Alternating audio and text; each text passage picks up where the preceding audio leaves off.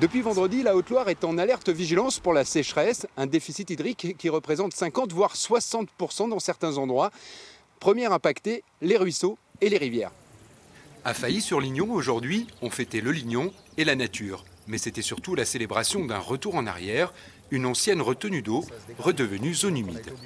C'est la nature qui a repris sa place avec l'aide de l'humain. Voilà. Comme par le passé, l'humain avait essayé, et à juste titre, parce que ça correspondait à un besoin réel, de créer un espace d'eau pour le tourisme.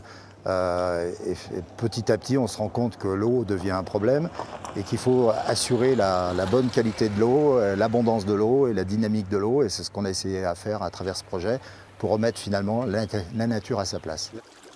L'histoire d'un projet avorté de complexe touristique, une zone humide restaurée, une rivière qui retrouve sa fertilité en regagnant son lit, un exemple à suivre face au réchauffement climatique. Il y a énormément de facteurs qui dans le passé, ont dégradé des zones humides.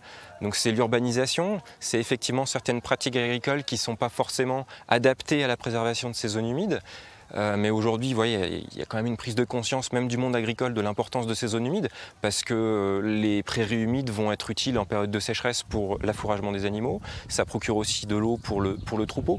Donc il y a quand même une prise de conscience, c'est plurifactoriel. Et le problème aujourd'hui, c'est qu'il y a un facteur qui se rajoute à tout ça, c'est le changement climatique, qui va exercer une pression supplémentaire sur ces milieux.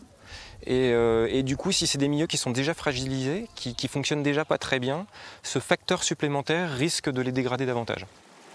Ruisseaux asséchés, eutrophisation, irrigation, gaspillage, on le voit bien avec le réchauffement climatique, les usages de l'eau vont être de plus en plus contraints, avec des conséquences certaines sur la biodiversité et sur l'activité humaine.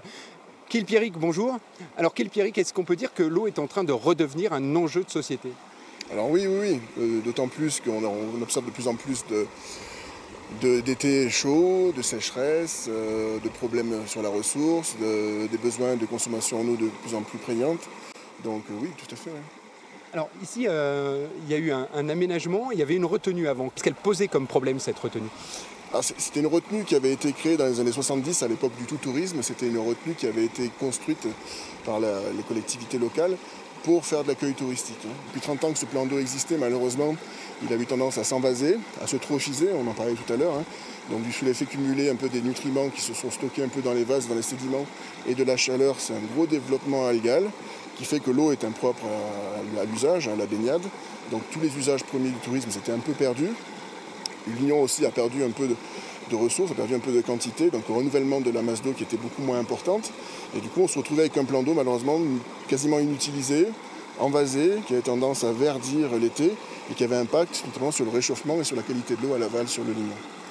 Alors c'est typiquement ce qu'il ne faudrait plus faire aujourd'hui. On se rend compte effectivement toutes ces retenues que l'on crée de manière plus ou moins artificielle ont tendance on est aussi sur des têtes de bassin versant, en contexte montagnard. Donc on a essentiellement des eaux qui courent, des milieux aquatiques avec du courant, avec des radiers, avec de l'oxygène. Et si cette eau on la retient et qu'elle stagne et qu'elle se réchauffe, elle s'altère physiquement, elle s'altère chimiquement et crée des impacts sur la qualité de l'eau. La démarche de Failly-sur-Lignon est l'exemple typique de ce qui sera nécessaire à l'avenir pour limiter les effets de sécheresse et de pollution et pour préserver la biodiversité. La preuve qu'un retour en arrière est toujours possible et qu'il peut être vertueux.